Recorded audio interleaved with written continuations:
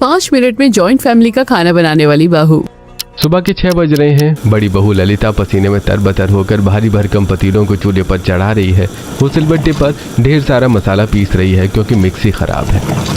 हे भगवान, आज फिर इतनी देर हो गई है। तभी सुमित्रा रसोई के दरवाजे पर आकर, अरे बहू, बन गया तेरा खाना या आज भी हमें सिर्फ मसालों की खुशबू सूंघकर ही गुजारा करना पड़ेगा? हाँ माँ जी, बस 10 मिनट और लगेंगे, मसाला पिस गया है, अब बस छौंका लगाना बाकी है। दिन भर 10 मिनट करके ये पूरा दिन बिता देती है। सुबह से शुरू करती है और दोपहर को होने आती है, पर तेरा ये 10 मिनट कभी खत्म नहीं होता। सुमित्रा बड़बड़ाते हुए रसोई से बाहर चली जाती है। ललिता की आंखों में आंसू आ जाते हैं, लेकिन वो उन्हें पोंछकर तेजी से पतीले में मसाला डालते हुए अपने आप से, हे भगवान, कहीं आज भी अगर बगैर खाना खाए आधे लोग चले गए तो मेरी सास मुझ पर बहुत गुस्सा करेगी। ललिता खाने में तड़के वाली दाल, आलू गोभी की सूखी सब्जी, मसाला भिंडी, रोटियां, पराठे, सलाद और सूजी की खीर बनाती है। खाना तैयार करके वो भारी बर्तन उठाकर डाइनिंग टेबल की तरफ दौड़ती है। माँ जी, चलो सब लोग खाना खा लो, खाना लग गया है। तभी रितिका वहां आती है। वो तैयार है और कॉलेज जाने के लिए अपना बैग उठा रही है। वो डाइनिंग टेबल पर रखे खाने को देखती है और फिर अपनी घड़ी की तरफ इशारा करती है। क्या भाभी, आपने इतनी देर से खाना लगाया कि पिताजी भी चले गए ऑफिस और भैया भी चले गए गुस्सा होकर, और हमारी भी कॉलेज का टाइम हो रहा है। टाइम पर आपका भी काम नहीं होता है। आधे लोग कभी खाते हैं और आधे लोग बिना खाए ही चले जाते हैं।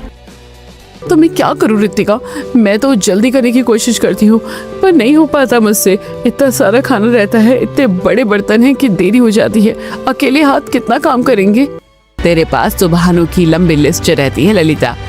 कभी बर्तन बड़े हैं, कभी मसाला ज्यादा है। खैर कोई बात नहीं, अब जो चले गए वो चले गए, पर याद रखना थोड़ी देर बाद वो लोग जब आएंगे तो खाना गर्म करके फिर से परोस देना। ठंडा खाना कोई नहीं खाएगा। बचे हुए बाकी लोग डाइनिंग टेबल पर बैठकर खाना खाते हैं। खाना परोसते हुए ललिता मन ही मन, इतनी गर्मी में फिर से मुझे खाना गर्म करना पड़ेगा। मेरी ही गलती है, मुझे खाना थोड़ी देर पका लेना चाहिए था। मम्मी जल्दी से नाश्ता बना दो, बस आती ही होगी। हाँ मम्मी, और टिफिन भी जल्दी दे दो वरना कल की तरह आज भी लेट हो जाएंगे।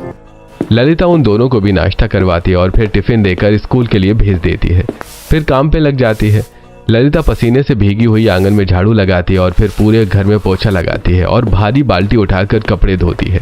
फिर उन्हें फैलाने के लिए छत पर जाती है। अपनी छत पर रवीना और रागिनी खड़ी होकर बातें करते हुए, देखा बहन, ये बेचारी ललिता दिन भर काम करती रहती है, सुबह से शाम हो जाती है और इसी रसोई और आंगन के बीच में दौड़ते दौड़ते इसे तो अपने लिए समय मिलता ही नहीं है बिल्कुल।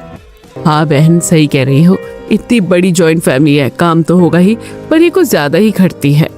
ललिता नीचे आ जाती है और दोपहर का खाना गर्म करने लगती है। माधव, विकास, आकाश और बाकी सब लोग घर आकर लोग डाइनिंग टेबल पर बैठते हैं। ललिता जल्दी जल्दी सबको खाना परोसने लगती है। तभी माधव, अरे बहू, तूने तो सुबह खाना लेट कर दिया था, हम लोग बिना खाए ही निकल गए थे। हाँ पिताजी, मैं आगे से ध्यान रखूंगी। अब लेट खाना भी कर दिया और ऊपर से मेरी पसंद का आलू का भरता नहीं बनाया क्या तुमने? हाँ बनाया है विकास जी, वो बस किचन में रह गया है, मैं अभी लेकर आती हूँ। इतने सारे बर्तन थे कि मुझे याद ही नहीं रहा। तो ले आओ ना, फिर किसका इंतजार कर रही हो? यहाँ बैठे बैठे क्या रोटियां गिन रही हो? जल्दी जाओ और लेकर आओ। ललिता किचन की तरफ भागती है। तभी आकाश अपनी प्लेट को देखते हुए आवाज लगाता है, भाभी रायता कहाँ है? गर्मी इतनी है और खाने के साथ रायता भी नहीं है। और भाभी, मैंने आपको अपने लिए मसाला भिंडी का हलवा बनाने को कहा था, वो कहाँ है? रसोई से सामान लाकर देते हुए, ये लीजिए आकाश, रायता भी ले आई। और अविनाश जी, ये आपकी मसाला भिंडी। भाभी, आपको तो पता है ना कि मुझे गोभी पसंद नहीं है, आपने फिर से वही बना दी। हाँ रितिका, तुम्हारे लिए मैंने दाल तड़का बनाई है। और गीतिका, तुम्हें सूजी का हलवा पसंद है ना, तो तुम्हारे लिए और दादी सा के लिए सूजी का हलवा तो हम भी खाएंगे ललिता। हाँ ललिता, मुझे भी सूजी का हलवा और पराठा दे दे, मैं वही खा लूंगी। ललिता भाग भाग कर सबको खाना खिलाती है। वो खुद एक निवाला भी नहीं ले पाती। सब लोग खाना खा रहे हैं और कोई भी उसे धन्यवाद नहीं कहता, बल्कि सब उसकी कमियां निकालते हैं, जिसे सुनकर ललिता मन ही मन, मैं इतना काम करती हूँ फिर भी ये लोग मुझसे खुश नहीं रहते। सुबह से रात तक बस इनके पीछे भागती रहती हूँ, पर अंत में बस डांट ही मिलती है। क्या मेरी मेहनत की कोई कीमत नहीं है? शाम हो जाती है। ललिता किचन में बैठकर सब्जियां काट रही है। तभी विकास ऑफिस से वापस आता है और ललिता से, ललिता, तुमको बताया था ना मैंने कि आज मेरे दोस्त के यहाँ बर्थडे पार्टी है और तुम तैयार नहीं हो। विकास जी, बस थोड़ा सा खाना बना लो पहले, माँ जी और पिताजी को खिला दो, फिर चलते हैं। अभी सब्जियां कटी नहीं हैं और दाल भी चढ़ानी है। फिर तो देर हो जाएगी तुमको। तुम 9 बजे जाकर वहां करोगी क्या? हाँ, पार्टी तो तब तक खत्म होने वाली होगी। अरे रहने दो, तुमसे तो बात करना ही बेकार है। तुम तो कभी मेरे साथ समय पर जा ही नहीं सकती हो। विकास गुस्से में वहां से पैर पटकते हुए चला जाता है। ललिता की आंखों में आंसू गिरने लगते हैं। ऐसी समय बीत रहा था। ललिता जो घर की बड़ी बहू थी वो काम के बोझ तले दबी जा रही थी। उसे अपने लिए समय नहीं मिल रहा था और न ही वो अपने घर वालों को पूरी तरह खुश कर पा रही थी। एक दिन पंडित जी सुमित्रा के घर आकर लड़की की फोटो दिखाते हुए, सुमित्रा जी, लड़की वैसे तो गांव की है लेकिन बहुत ही होनहार है। उसका नाम रानी है। आप लोग खुद चलकर देख लीजिए, आपको पहली नजर में ही पसंद आ जाएगी। बहुत ही सुलझी हुई लड़की है, अपने विकास के लिए बिल्कुल परफेक्ट रहेगी। कुछ दिनों बाद सुमित्रा का परिवार लड़की देखने रानी के घर पहुंचता है। वहां रानी के माता पिता उनका स्वागत करते हैं। देखिए जी, हमारा बहुत बड़ा परिवार है, जॉइंट फैमिली है। क्या आपकी लड़की हमारे इतने बड़े परिवार से घुल मिलकर रह पाएगी? वहां काम भी बहुत रहता है। देखिए माधव जी, इस गांव में हमारा परिवार भी जॉइंट है। रानी बहुत ही तरीके से काम करती है। उसकी बुद्धिमानी के चर्चे तो पूरे हमारे गांव में हैं। वो सब संभाल लेगी। रानी वहां चाय और नाश्ता लेकर आती है। उसका सलीका और आत्मविश्वास देखकर सुमित्रा और माधव बहुत प्रभावित होते हैं। हमें लड़की बहुत पसंद है। पंडित जी ने सही कहा था, ये हमारे घर की रौनक बनेगी। आकाश के लिए रानी से अच्छी लड़की नहीं मिल सकती। वहीं पर रिश्ता पक्का हो जाता है। कुछ ही हफ्तों में शादी की तैयारियां पूरी हो जाती हैं और धूमधाम से आकाश और रानी की शादी हो जाती है। अब रानी बहू बनकर इस बड़े जॉइंट फैमिली में कदम रखने वाली है। अब रानी के सामने चैलेंज ये है कि उसे 5 मिनट में जॉइंट फैमिली का खाना बनाने वाली बहू बनना है। तो क्या रानी इस जॉइंट फैमिली का खाना 5 मिनट में बना पाएगी या वो भी ललिता की तरह परेशान होकर रह जाएगी? जानने के लिए आइए देखते हैं आगे। गृह प्रवेश का समय है। घर के दरवाजे पर कलश रखा है। ललिता थाली लेकर नई दुल्हन की आरती उतारकर उसका गृह प्रवेश करवाती है। रानी अंदर आकर चारों तरफ देखते हुए, वाह, कितना बड़ा और सुंदर घर है, पर जेठानी जी नजर नहीं आ रही। तभी ललिता पसीने में लथपथ होकर किचन से नाश्ते की प्लेटें लाती है और सब लोग खाना खाने और बात करने में मगन है। रात हो जाती है। सब लोग बैठक में गप्पे मार रहे हैं, पर ललिता चुपचाप उठकर किचन में जाने लगती है। जेठानी जी, आप कहाँ जा रही हैं? अभी तो सब साथ बैठे हैं, थोड़ी देर बातें करते हैं ना। आइए यहाँ बैठिए। नहीं रानी, मुझे बर्तन धोने हैं, इतने सारे बर्तन जमा हो गए हैं। ललिता किचन में चली जाती है। सब लोग थोड़ी देर और बात करते हैं, फिर ससुर जी जमाई लेते हुए, बहुत देर हो गई है, अब कल सुबह जल्दी उठना है। चलो सब अपने अपने कमरे में चलते हैं। रानी बेटा, तुम भी आराम करो। सब लोग अपने अपने कमरों में चले जाते हैं। ललिता किचन में बर्तनों के ढेर के बीच अकेले काम कर रही है। थोड़ी देर बाद वो थकी हारी अपने कमरे में पहुंचती है, जहां विकास उसका इंतजार कर रहा है। मैं थक गई हूँ विकास जी, आज का दिन बहुत लंबा था, कमर में बहुत दर्द हो रहा है। पता नहीं तुम क्या करती हो ललिता, पूरा दिन काम करती हो पर नतीजा कुछ नहीं दिखता। खाना बनाने में तुम पूरा दिन लगा देती हो। अरे थोड़ा दिमाग ही लगा लिया करो, जिससे काम जल्दी हो जाए। ललिता बिना कुछ कहे बिस्तर पर लेट जाती है और तुरंत सो जाती है। अगली सुबह घर में काफी हलचल है। रानी की मुंह दिखाई की रस्म होने वाली है। मोहल्ले की रवीना, रागिनी और अन्य औरतें आई हुई हैं। ललिता किचन में चाय और नाश्ता बनाने में जुटी हैं। इधर रानी सभी औरतों के बीच में बैठी हुई मन ही मन में, कोई भी काम नहीं कर रहा, सिर्फ जेठानी ही किचन का सारा काम कर रही है। वो अकेले कितना काम करेगी भला? औरतें रानी की मुंह की दिखाई की रस्म पूरी करती हैं। तब तक ललिता उन्हें नाश्ता करवाती है। थोड़ी देर बाद सभी औरतें चली जाती हैं। पूरा दिन रस्मों रिवाजों में बीत जाता है। अगले दिन सुबह रानी की पहली रसोई की रस्म है। ललिता सुबह 4 बजे ही उठ गई है और किचन में सब्जियां काट रही है। रानी सुबह 6 बजे किचन में आती है। रानी तुम आ गई, देखो मैंने सब्जियां काट ली है। तुम्हारी पहली रसोई है ना, तो मैंने सोचा थोड़ी तैयारी कर दूं। आ जाओ तो जल्दी से शुरू कर लें। ये जो बड़े बड़े पतीले रखे हैं, इनमें ही खाना बनेगा। भाभी, इन बड़े बड़े गंजों में खाना बनता है? और ये इतनी सारी सब्जियां आपने कब से काटना शुरू किया? काफी देर हो चुकी है क्या? हाँ, मैंने ये सब्जियां 2 घंटे पहले ही काटना शुरू कर दी थी। जेठानी जी, एक तो रसोई में इतनी गर्मी है, ऊपर से अगर आप ऐसे खाना बनाना शुरू करेंगी तो सच में दोपहर हो जाएगी। लेकिन आज ऐसा नहीं होगा, हमें कुछ तो दिमाग लगाना चाहिए। आज खाना देर से नहीं बनेगा। कैसे नहीं होगा रानी? इतनी सारी सब्जियां हैं, सबको अलग अलग बनाना होगा। पिताजी को ये पसंद है, विकास जी को वो, इसमें तो टाइम लगता है ना। जेठानी जी, अगर इन सब्जियों को हम अलग अलग तरीके से बनाएंगे तो बहुत टाइम लगेगा। क्यों ना हम मिक्स वेज बना लेते हैं? पता नहीं कोई खाएगा या नहीं खाएगा। वो बाबूजी शिमला मिर्च नहीं खाते हैं ना, और विकास जी आलू नहीं खाते, देवर जी गोभी नहीं खाते, सब नाराज हो जाएंगे। कोई बात नहीं भाभी, सबको मिक्स करके बना देते हैं। जिसको जो नहीं खाना होगा वो निकाल कर अलग कर देंगे। मैं इतनी अच्छी और टेस्टी सब्जी बनाऊंगी कि सब उंगलियां चाटते रह जाएंगे। आप बस देखती जाइए। रानी ने रसोई की कमान संभाल ली है। ललिता हैरान होकर उसे देख रही है। जेठानी जी, सबसे पहले हम इस मिक्स वेज का तड़का लगा लेते हैं। देखिए, मसालों की खुशबू पूरे घर में फैलेगी तो कोई मना नहीं कर पाएगा। रानी से जल्दी से मिक्स वेज को तड़का देकर उसे पकाने के लिए चढ़ा देती है। फिर ललिता, रानी, सब्जियों का समय तो बचा, पर ये दाल और चावल इतने सारे लोगों के लिए अलग अलग पतीलों में बहुत देर हो जाएगी। जेठानी जी, बड़े डब्बे वाला कुकर है कि नहीं है घर में? हम दाल और चावल को डब्बे वाले कुकर में एक साथ बनाएंगे, इससे समय और गैस दोनों बचेंगे। डब्बे वाले कुकर में एक साथ? क्या दाल और चावल ठीक से पक जाएंगे? कहीं खराब हो गए तो माँ जी बहुत गुस्सा करेगी। मैंने तो कभी ऐसे नहीं बनाया। नहीं भाभी, दिक्कत नहीं होगी, बहुत अच्छे से बन जाएगा। फिर दाल को अलग से तड़का दे देंगे और चावल को भी जीरा फ्राई कर देंगे। बस 15-15 मिनट में सब तैयार हो जाएगा। रानी ने बड़ी चतुराई से कुकर चढ़ा दिया। अब बारी थी रोटियां की। ललिता हमेशा एक एक करके रोटी छोटी बेलती थी, जिसमें घंटों लग जाते थे। रानी ने अपना अलग ही तरीका निकाला। अब रोटियों के लिए आप एक काम कीजिए, ये बड़ा वाला तवा रखिए और मैं स्लैब को अच्छे से साफ करके उस पर बड़ी बड़ी रोटियां बेलती हूँ। फिर हम इस प्लेट में गोल गोल रोटियां काट लेंगे। प्लेट से काट कर रोटियां? क्या ये सेक पाएंगी? आप बस फटाफट सेकती जाओ और तीनों गैस चालू कर दो। 2 तवे रख लेते हैं, दोपहर रोटियां पकेंगी और तीसरी पर सेक लेना, जिससे काम जल्दी हो जाएगा। ललिता और रानी मिलकर बिजली की गति से रोटियां बनाने लगी। रानी का दिमाग हर पल चल रहा था कि काम को और आसान कैसे बनाया जाए। अब मीठे की बारी थी। अब हम लोग मीठे में सूजी की खीर बना लेते हैं, वो जल्दी बन जाएगी और स्वादिष्ट भी बनेगी। थोड़ी देर में रानी पूरा खाना तैयार कर लेती और फिर ललिता से, लो, पूरा वेज खाना लग गया। अब बस इसे अचार और चटनी के साथ सर्व करते हैं। दोनों मिलकर डाइनिंग टेबल पर खाना लगा देती हैं। सभी लोग खाना खाते हुए, अरे वाह, आज तो खाना बहुत जल्दी बन गया है। खुशबू तो बहुत अच्छी आ रही है। ये क्या बनाया है आज? ये तो मिक्स वेज है और हलवा भी।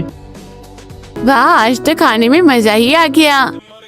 चाची, आपने तो कमाल कर दिया। जैसे हम दोनों जुड़वा भाई हैं, वैसे ही आपने जुड़वा बहनों की तरह काम किया ना। अनिल की बात सुनकर सभी लोग हंस पड़ते हैं। देखा ललिता, मैंने कहा था ना कि थोड़ा दिमाग लगाया करो। आज रानी की पहली रसोई थी और उसने समय से पहले ही सब कुछ तैयार कर दिया। हाँ ललिता, थोड़ा तुम अब इससे सीखो। जी दादी सा। हाँ भाभी, मुझे भी कभी टाइम पर नाश्ता नहीं मिलता था, आज मिला। रानी भाभी, आप आ गई हैं तो अब हम सबको टाइम पर सब मिलेगा। आप सच में बहुत स्मार्ट हो। अरे, मुझे भी छोटी बहू से बहुत उम्मीद थी। चलो, अब रोज खाना टाइम पर तो मिल जाएगा और साथ ही स्वादिष्ट भी रहेगा। सब लोग खाने की जमकर तारीफ करते हैं, जिसे सुनकर ललिता मन ही मन, मैं इतने सालों से काम कर रही हूँ लेकिन आज तक मेरी तारीफ तो छोड़ो, मेरी मेहनत की किसी ने कदर ही नहीं की है। रानी को आए 2 दिन भी नहीं हुए हैं और सबने उसकी इतनी तारीफ की। ये तो मेरा अपमान है। ऐसे ही 1 हफ्ता बीत जाता है और एक दिन रानी अपने पति से, सुनिए जी, हमें बाजार से कुछ चीजें लानी है घर के लिए। मैंने सुना है कि शहर में रसोई का काम मशीनों से होता है, तो चलिए ना हम मशीनें कुछ खरीद कर ले आते हैं। क्यों नहीं रानी, लेकिन तुम्हें वो मशीन चलाना तो नहीं आता और ना ही भाभी को मशीन चलाना आता है, फिर तुम उनको इस्तेमाल कैसे करोगी? हाँ, ये बात तो आप सही कह रहे हैं। मुझे मशीन चलाना तो आता नहीं है, लेकिन मेरी नंदों को तो आता है ना, मैं उनसे मदद मांग लूंगी। ये सब इतना आसान नहीं है रानी, वो दोनों तो बहुत व्यस्त रहती हैं, शायद ही तुम्हें सिखा पाए। आप उसकी चिंता मत कीजिए, मैं उन्हें मना लूंगी। बस आप बाजार तो चलिए।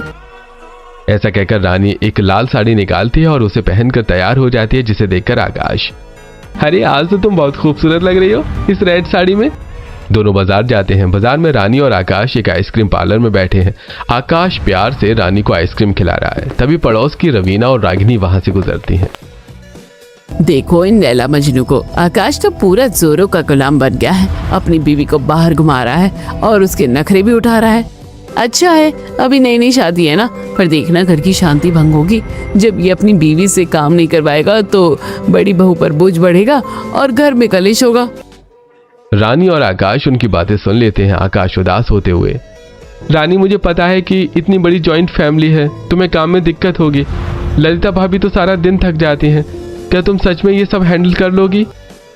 आप चिंता मत कीजिए, मैं सब हैंडल कर लूंगी, आप बिल्कुल परेशान मत होइए। आइसक्रीम खाने और घूमने फिरने के बाद रानी और आकाश एक इलेक्ट्रॉनिक शॉप पर जाते हैं, जहां रानी दुकानदार से, भैया मुझे वो सब मशीन चाहिए जिसमें शहर के किचन में खाना बनता है, आटा गूंथने की मशीन, सब्जी काटने की मशीन और सूखे सूखे खाना बनाने की मशीन, रोटी और सब्जी काटने का तख्ता, प्लग लगाकर चाय बनाने वाली पतीली, ये सब कुछ चाहिए। अरे हाँ बहन जी, मैं आपको ये सारी चीजें दे देता हूँ। दुकानदार रानी को एक एयर फ्रायर, एक बड़ा नॉन स्टिक तवा, वेजिटेबल चॉपर, चॉपिंग बोर्ड, रोटी मेकर और एक फूड प्रोसेसर खरीदती है। इलेक्ट्रॉनिक कैटल ये सारा सामान दे देता है। जब वो दोनों सामान लेकर घर पहुंचते हैं तो सुमित्रा हॉल में बैठी होती है। ढेर सारे डिब्बे देखकर उसकी आंखें फैल जाती हैं। इतनी सारी चीजें क्या खरीद कर आई हो रानी, ये क्या फिजूल खर्ची है? हमारा घर तो साधारण तरीके से चलता आया है।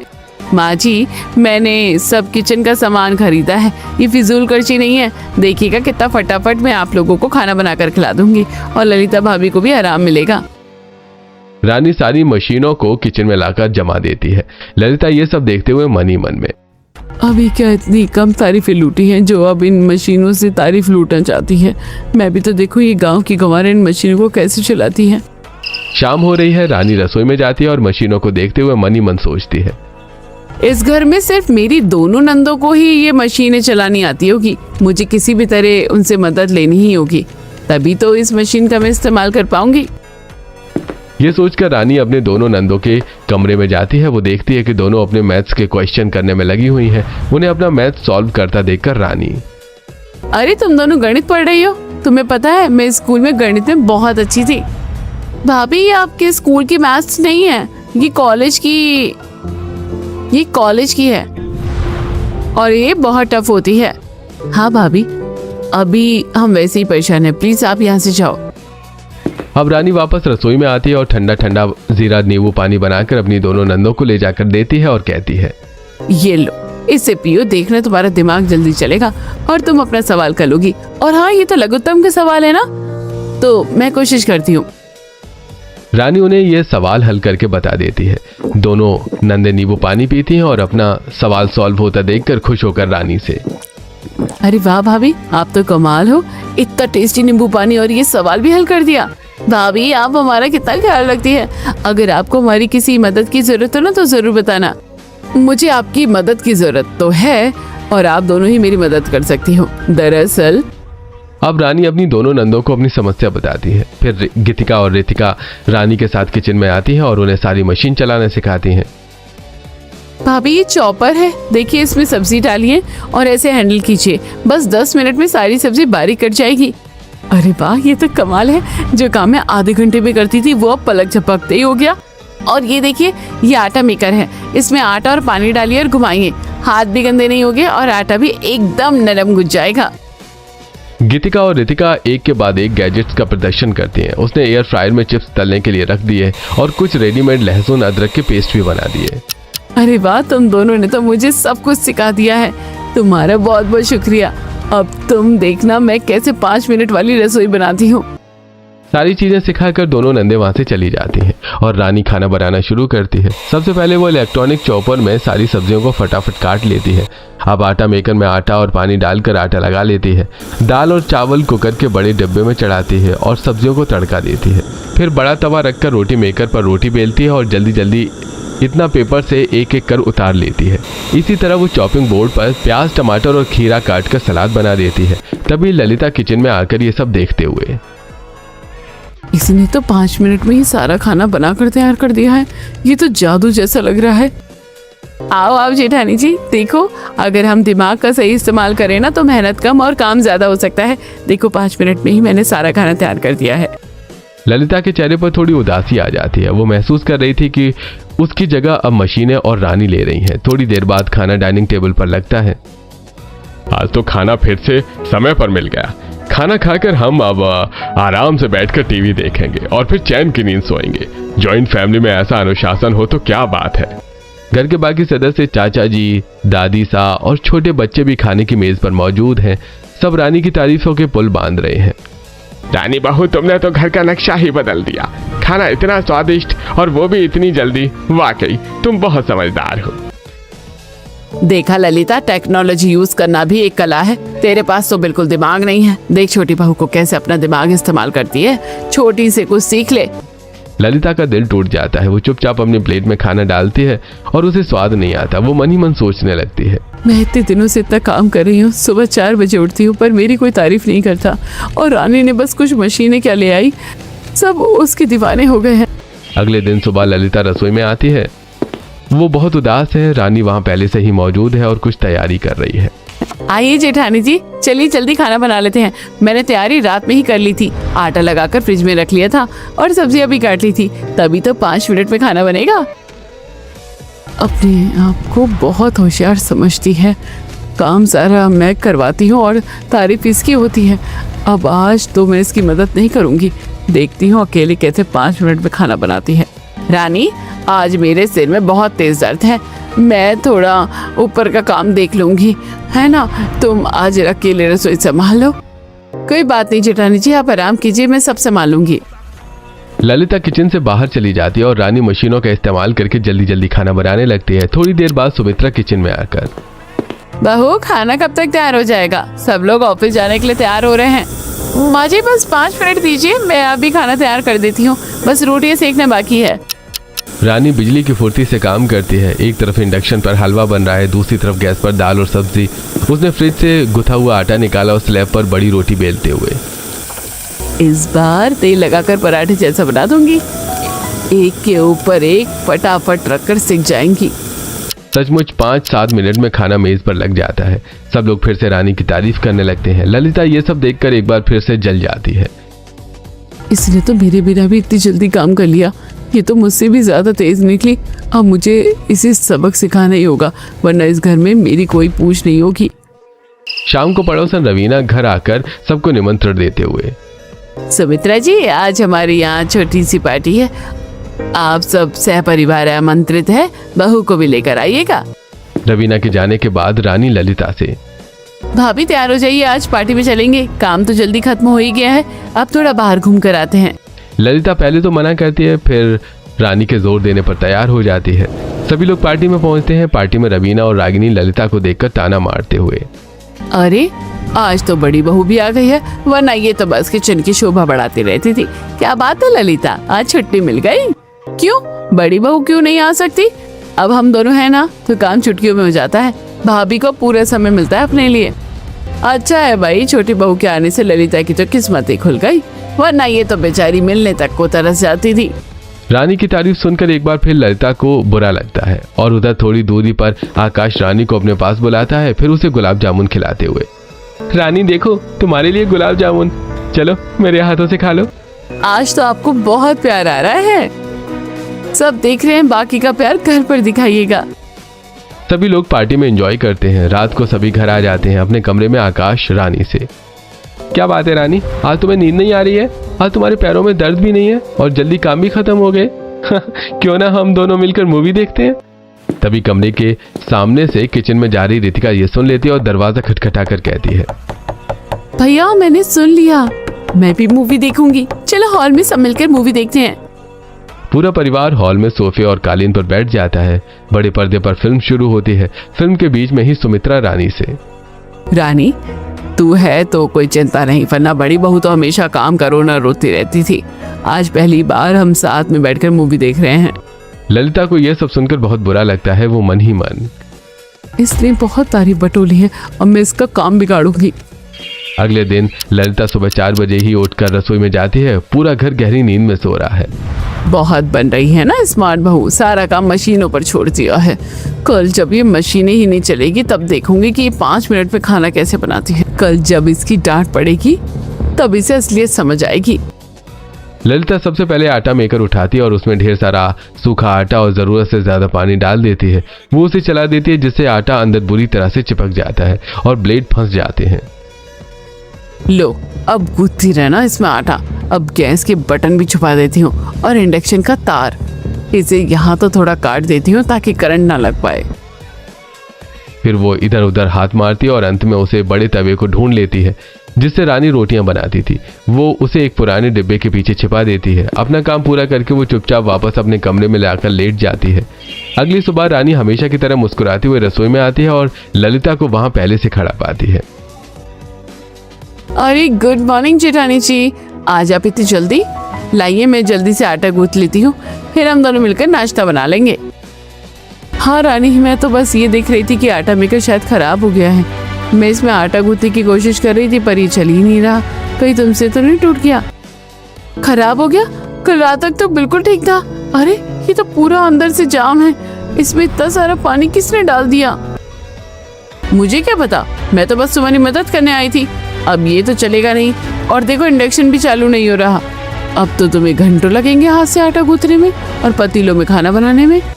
रानी ध्यान से रसोई का मुआयना करती है। उसे कुछ अजीब लगता है। वो समझ जाती है कि ये कोई इत्तेफाक नहीं है। वो ललिता की आंखों में देखती है जो कुछ छुपाने की कोशिश कर रही है। तो ये बात है जेठानी जी, ये जलन में सब किया गया है। उन्हें लगता है कि मैं हार मान जाऊंगी, लेकिन वो नहीं जानती कि स्मार्टनेस भी दिमाग से होती है। रानी शांत रहती है। वो बिना किसी शिकायत के हाथ से आटा गूंथना शुरू करती है।